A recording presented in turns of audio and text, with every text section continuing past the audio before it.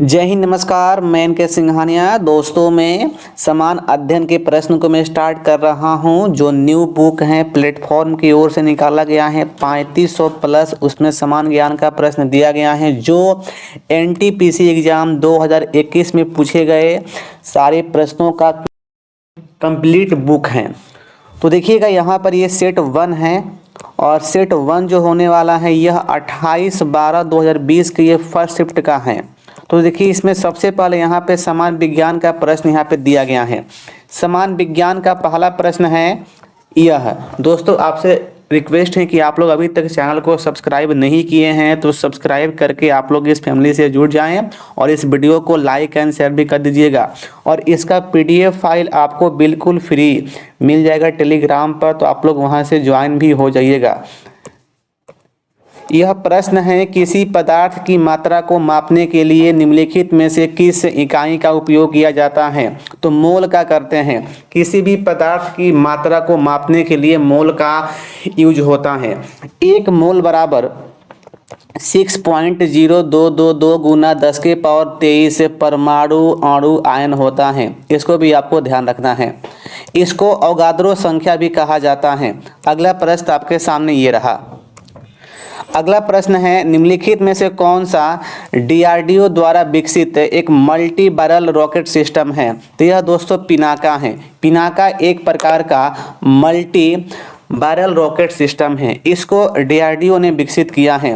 दोस्तों, एक पॉइंट आपको और यहाँ पे ध्यान रखना है कि पिनाका एक प्रकार का स्वदेशी निर्मित, मतलब स्वदेशी तकनीक से निर्मित मल्टी बैरल रॉकेट सिस्टम है। इस पॉइंट को भी आपको ध्यान में रखना है। तो देखिएगा अगला प्रश्न यहाँ पर है नंबर 3। उम्बटू क्या है? उम्बटू एक प्रकार का ऑपरेटिंग सिस्टम है। उम्बटू क्या है? तो यह एक प्रकार का ऑपरेटिंग सिस्टम है। अगला प्रश्न नंबर 4। कंप्यूटर और इंटरनेट के डोमेन में यूआरएल का फुल फॉर्म क्या है? देखिए इसका फुल फॉर्म होता है यूनिफॉर्म रिसोर्स लोकेटर होता है। ऑप्शन सी यहाँ पे राइट होगा। अगला प्रश्न है 5 नंबर। निम्नलिखित में से कौन सा सहजीवी संबंध को दर्शाता है? देखिए यहाँ पे बात हुआ है सहजीवी का, तो इसमें होगा काई। काई का मतलब होता है सवाल। देखिए 2 होते हैं, एक तो कवक होता है और एक सवाल होता है। दोनों सहजीवी संबंध को दिखाते हैं। अगला प्रश्न नंबर 6। निम्नलिखित में से कौन सा रोग विषाणु से होता है? देखिए इनमें से जो कौन सा जो रोग है वह विषाणु से होता है, तो यह होगा ऑप्शन डी यानी कि चिकन पॉक्स। अगला प्रश्न 7 नंबर।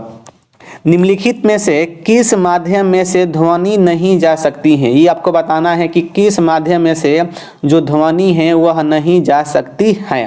देखिए वह माध्यम होता है निर्वात। ऑप्शन बी इसका आंसर होगा। ध्वनि जो होता है एक प्रकार का अनुदैर्ध्य तरंग होता है। अगला प्रश्न 8 नंबर।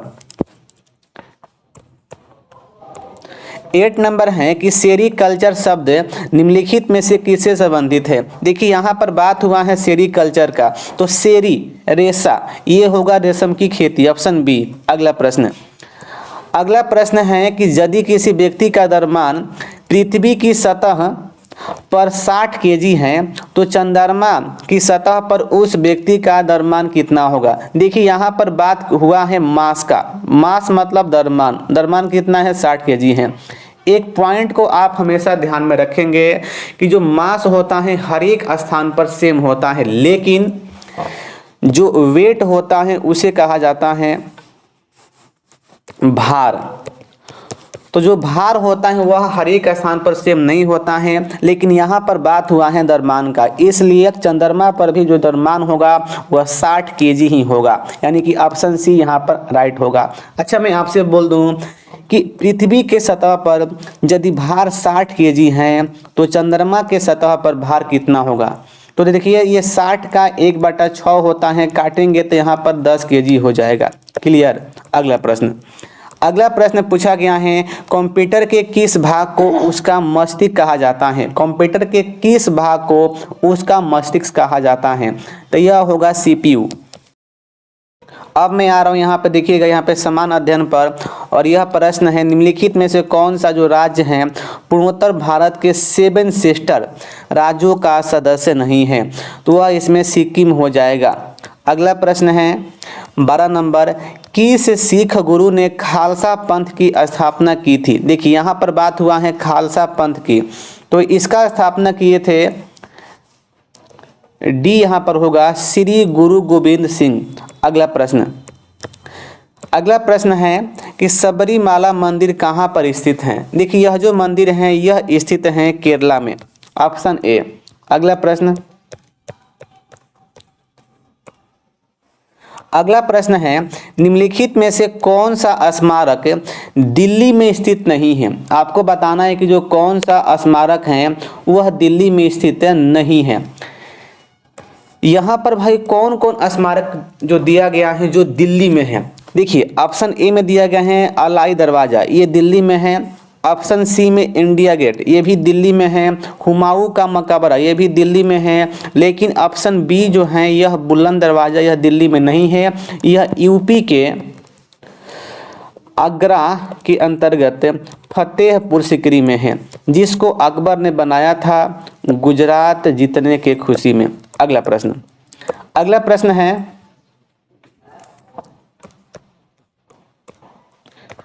महात्मा गांधी ने साबरमती से लेकर डांडी तक प्रसिद्ध नमक मार्च शुरू किया था। डांडी गुजरात के किस जिले में है। देखिए जो डांडी है यह है गुजरात के नवसारी जिले में है, यानी कि ऑप्शन बी यहाँ पे राइट होगा। देखिए इस नमक मार्च को स्टार्ट किया गया था 12 मार्च 1930 को गांधी जी के द्वारा।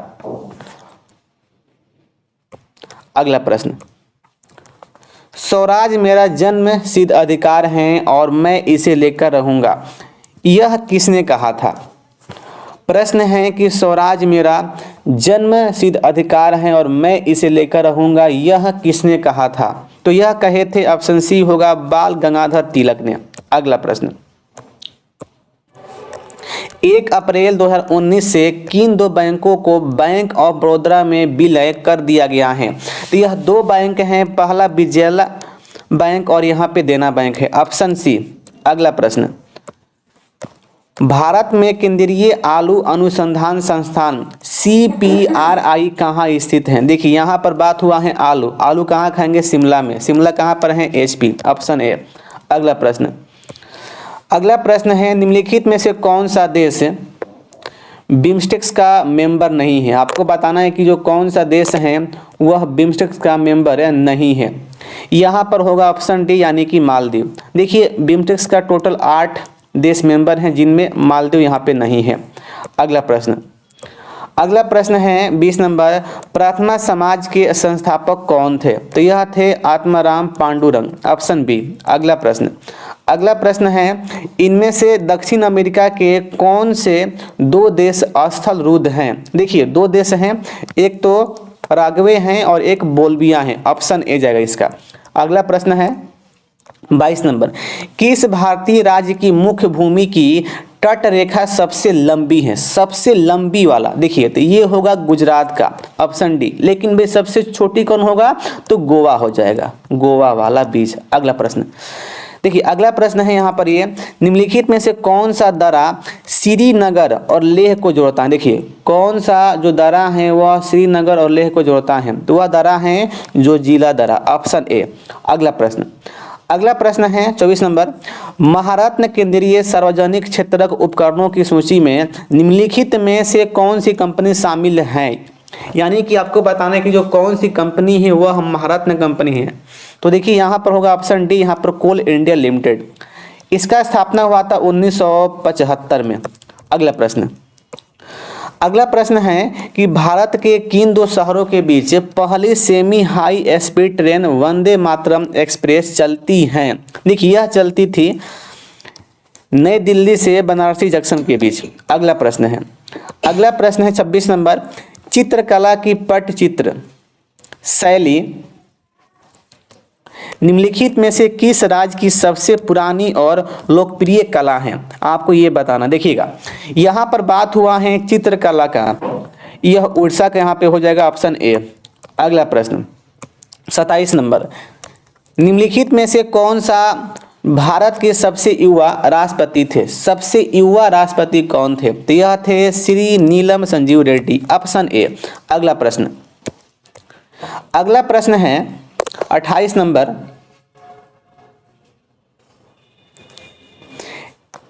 इंटरनेशनल कोर्ट ऑफ जस्टिस का हेडक्वार्टर कहाँ पर है? देखिए इसका जो हेडक्वार्टर है यह द हेग में है, नीदरलैंड के अंतर्गत। देखिएगा इसका स्थापना हुआ था 1945 में।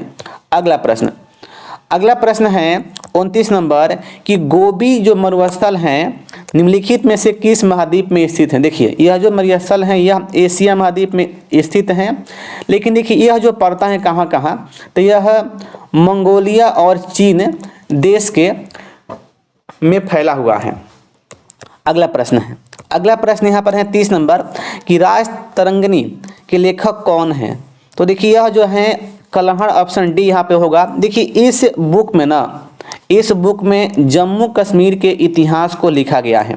अगला प्रश्न है 31 नंबर, पानीपत का दूसरा युद्ध अकबर और हेमू के बीच किस बरस हुआ था? तो यह हुआ था 1556, ऑप्शन डी। भाई पहला युद्ध कब हुआ था? 1526 में हुआ था।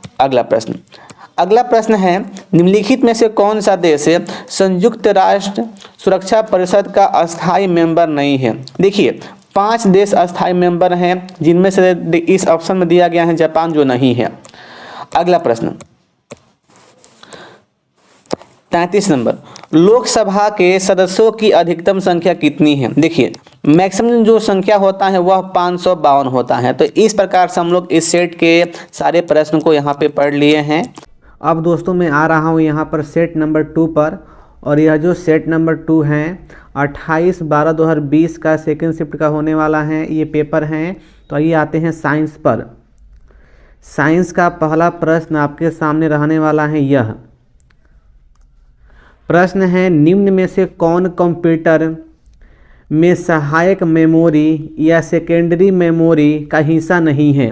अब देखिए यहाँ पर 4 ऑप्शन दिया गया है, 3 हिस्सा हैं। सहायक के लिए यूज होता है मैग्नेटिक टेप का, CD रोम का, फ्लॉपी का, लेकिन पी रोम का सहायक के रूप में यूज नहीं होता है, इसलिए बी राइट हो जाएगा। अगला प्रश्न नंबर 2, यह प्रश्न है कि भारत का पहला परमाणु ऊर्जा स्टेशन की स्थापना कब किया गया था? इसका स्थापना किया गया था 1969 ईस्वी में, ऑप्शन बी। अगला प्रश्न, निम्न में से कौन से अदिश राशि हैं? आपको बताना है कि अदिश कौन है। तो अदिश यहाँ पे हो जाएगा द्रव्यमान, संवेग, बल और वेग सदिश राशि हैं। अदिश में क्या होता है? ओनली इसमें मैग्नीट्यूड होता है, लेकिन इसमें डायरेक्शन नहीं होता है। सदिश में क्या होता है? तो मैग्नीट्यूड एंड डायरेक्शन बोथ होता है। अगला प्रश्न है कि किस नियम के अनुसार स्थिर तापमान पर गैस का आयतन दाब के व्युत्क्रमानुपाती होता है? प्रश्न पूछा गया है कि किस रूल के अनुसार स्थिर तापमान पर गैस का आयतन दाब के व्युत्क्रमानुपाती होता है? तो उस नियम को कहा जाता है बॉल के नियमानुसार। अगला प्रश्न आपके सामने ये रहा, निम्नलिखित में से क्या परिसंचरण तंत्र का अंग नहीं है? देखिए यहाँ पर जो अंग नहीं है ये यहाँ पर बड़ी आंत हो जाएगा, ऑप्शन ए। हृदय, रक्त, धमनियाँ ये अंग हैं। अगला प्रश्न नंबर 6, कंप्यूटर की भौतिक स्मृति से संग्रहित परिणाम निकालने की प्रक्रिया को जाना जाता है, मतलब उसको क्या कहते हैं? उसे कहा जाता है output process, option A right. अगला प्रश्न है 7 नंबर, टैक्सोनॉमी का जनक किसे कहा जाता है?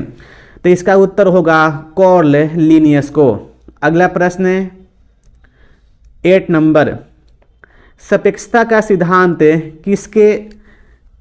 किससे संबंधित हैं? देखिए यह जो संबंधित हैं ऑप्शन डी अल्बर्ट आइंस्टाइन से। इजी प्रश्न है। अगला प्रश्न 9 नंबर, भाभा परमाणु अनुसंधान केंद्र BARC कहाँ स्थित हैं? तो तो यह जो स्थित है यह स्थित है मुंबई में। अगला प्रश्न 10 नंबर प्रश्न है, सूचना प्रौद्योगिकी में NIU का पूर्ण रूप क्या है? आपको बताना है कि NIU का फुल फॉर्म क्या होता है। देखिए इसका फुल फॉर्म होता है network interface unit, option B right. अगला प्रश्न, सेब से संबंधित रोग को डैश के रूप में जाना जाता है। देखिए सेब से लिंक्ड जो रोग होता है उसे कहा जाता है फॉयर ब्लाइट, उसे क्या बोलते हैं? Foyer blight, option A right. अगला प्रश्न है 12 नंबर, लाइकेन एक ऐसा जीव है जो डैश की चेतावनी देता है। लाइकेन देता है एयर पोल्यूशन के। देखिए यहाँ पर होगा ऑप्शन बी वायु प्रदूषण। अब देखिए यहाँ पे हमारा साइंस का प्रश्न यहाँ पे एंड हो गया है। अब मैं आता हूँ समान अध्ययन के प्रश्न नंबर 13, निम्नलिखित में से कौन सी परियोजना उत्तराखंड में है? आपको बताना है कि जो कौन सी परियोजना है इनमें से ऑप्शन में से जो उत्तराखंड में है। देखिए यह टिहरी कहाँ पर है? उत्तराखंड में है।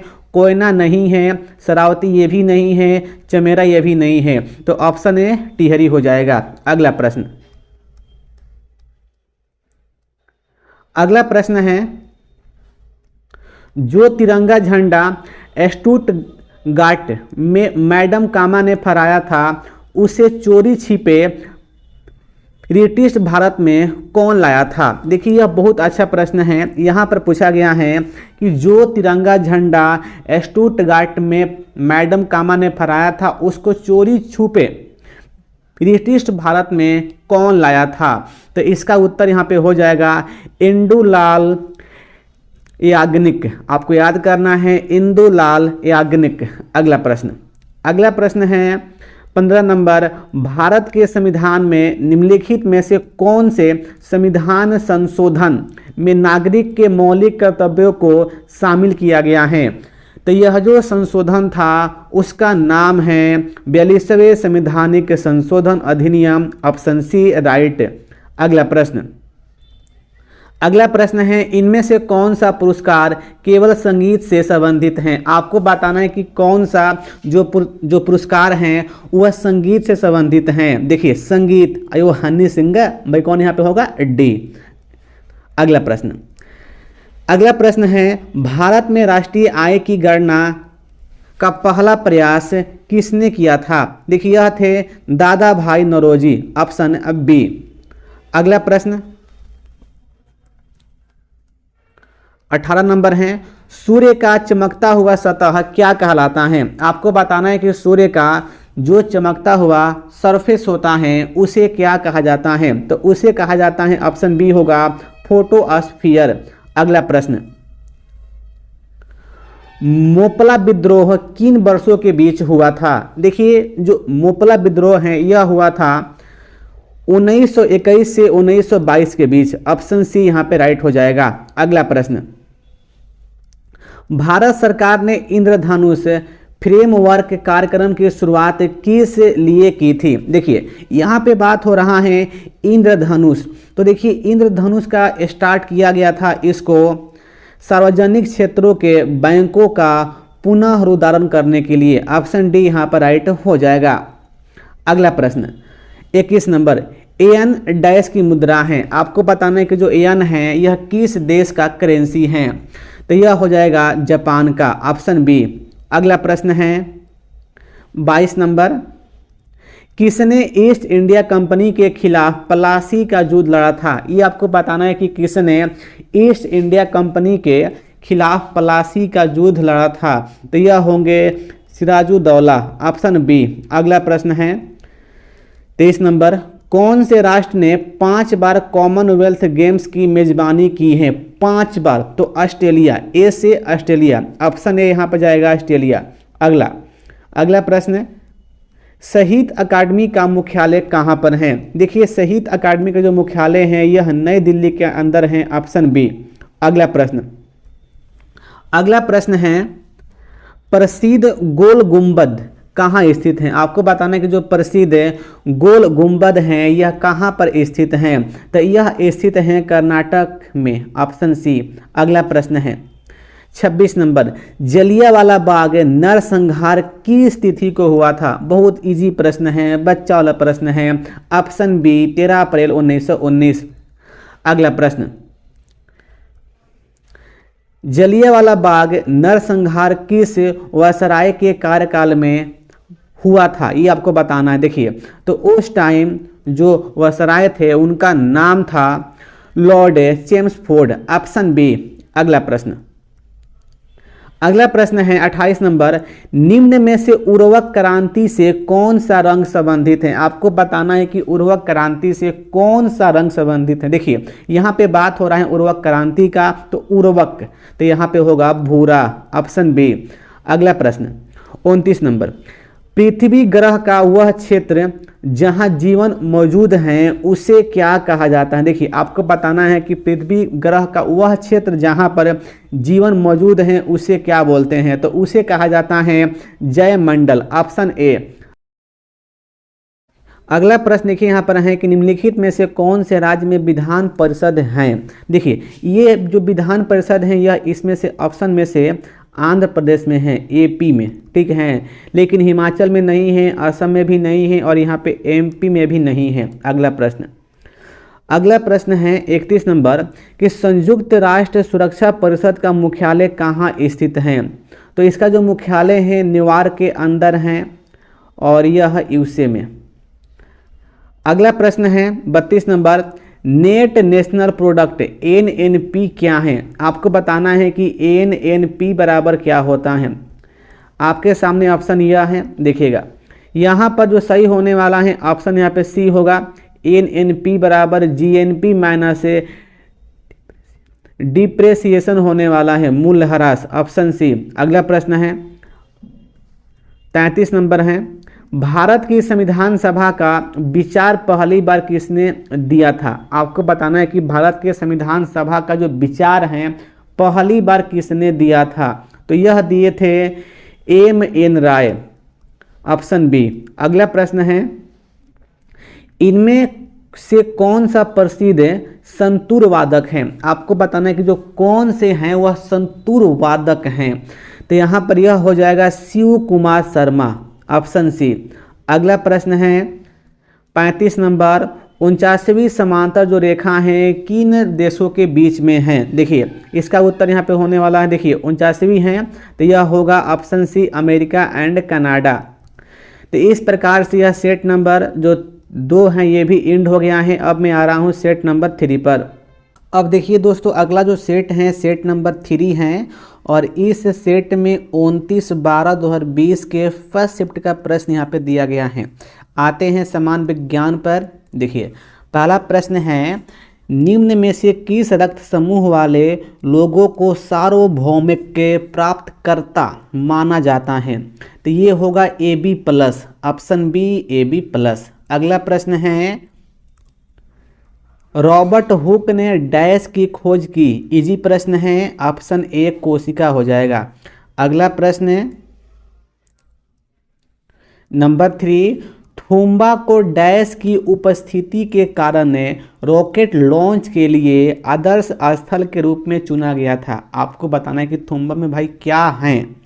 देखिएगा, थूम्बा में ऑप्शन ए होगा इक्वेटोरियल इलेक्ट्रोजेटस हैं, उसके कारण ही वहाँ से रॉकेट लॉन्च के लिए आदर्श स्थल के रूप में उसे चुना गया था। अगला प्रश्न है 4 नंबर, पीत डैश द्वारा स्रावित होता है? आपको पता है कि जो पीत हैं वह किस ग्लैंड से निकलता है? तो यह होगा ऑप्शन ए यानी कि यकृत। अगला प्रश्न है 5 नंबर, नेत्र लेंस की अत्यधिक वक्रता या टेढ़ापन डैश के कारण बन सकता है? तो इसका उत्तर होगा ऑप्शन ए यहाँ पर निकट दृष्टि दोष। अगला प्रश्न है, निम्नलिखित में से कौन सा वेब ब्राउज़र नहीं है? आपको बताना है कि निम्न में से कौन सा वेब ब्राउज़र नहीं है। Option A, option B, option C, option D, कौन होगा इसमें से? तो इसमें होगा ऑप्शन यहाँ पर ए होगा। देखिए गूगल, गूगल क्या है कि यह वेब ब्राउज़र नहीं है। अगला प्रश्न 7 नंबर, चूने के पानी का केमिकल फार्मूला क्या होता है? यहाँ पर पूछा गया है चूने के पानी, तो इसका होता है CaOH2, इसे कहा जाता है कैल्शियम हाइड्रोक्साइड। अगला प्रश्न, अब आता हूँ समान अध्ययन के प्रश्न पर।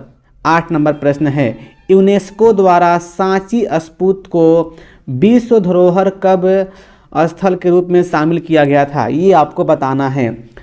तो ऑप्शन बी होगा 1989 में। ठीक है। अगला प्रश्न 9 नंबर कि किस देश में सबसे सफल सहकारी कृषि हैं? किस देश में सबसे सफल सहकारी कृषि हैं? यह है डेनमार्क में होगा, ऑप्शन डी। अगला प्रश्न है 10 नंबर, HTTP का पूर्ण रूप क्या है? HTTP का पूर्ण रूप क्या है? तो इसका होगा option B, hyper text transfer protocol. अगला प्रश्न है,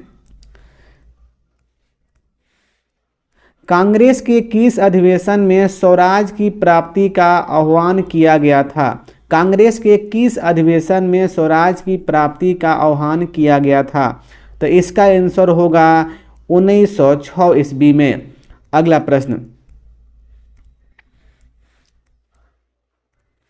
12 नंबर है, पुरातात्विक खुदाई के बारे में अर्नेस्ट मैके द्वारा लिखित पुस्तक का नाम क्या है? आपको बताना है कि अर्नेस्ट मैके द्वारा लिखी गई पुस्तक का नाम क्या है। देखिए इनके पुस्तक का जो नाम था further excavations at Mohenjodaro, option B यहाँ पे होगा। अगला प्रश्न है, जापान में जापान के सम्राट अकिहितो द्वारा राजगद्दी के त्याग के साथ शुरू हुए नए साम्राज्यिक युग को डैश के रूप में जाना जाता है? ऑप्शन आपके सामने यह है।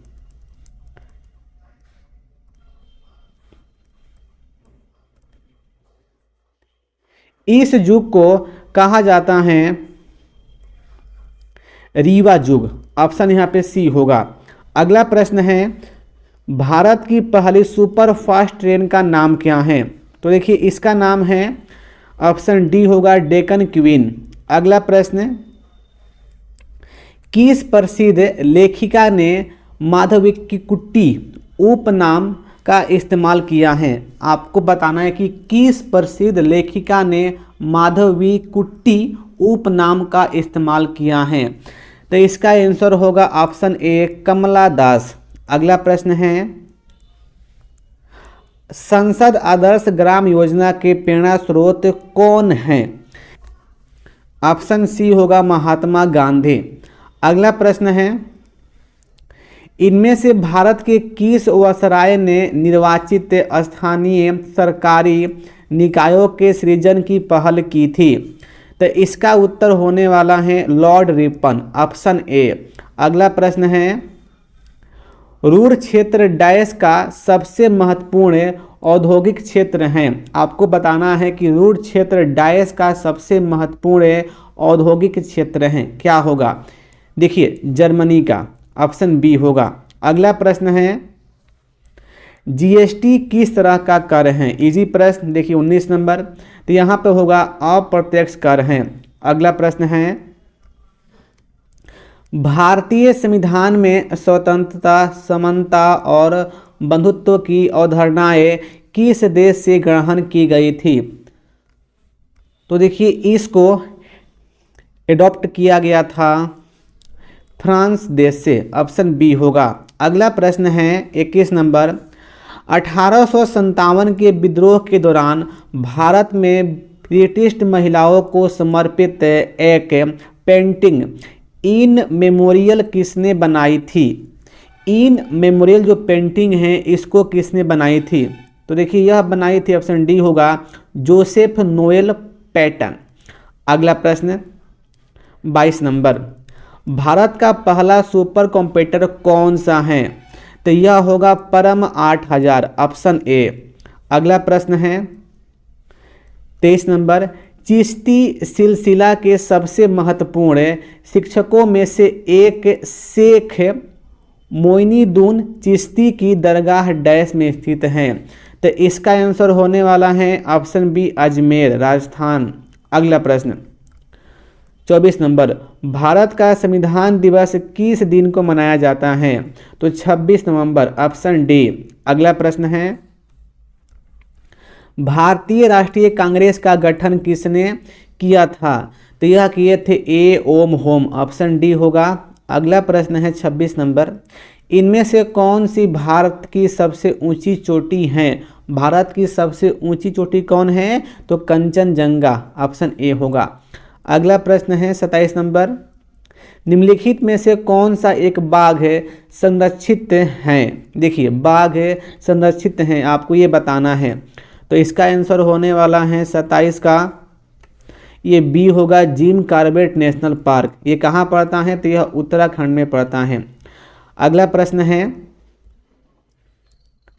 चंद्रयान 2 को लॉन्च करने के लिए किस लॉन्च यान का उपयोग किया गया था? देखिए इसमें जो यान का यूज किया गया था उसे कहा जाता है GSLV MK3M1, ऑप्शन बी। और ये आपका एंड भी हो गया।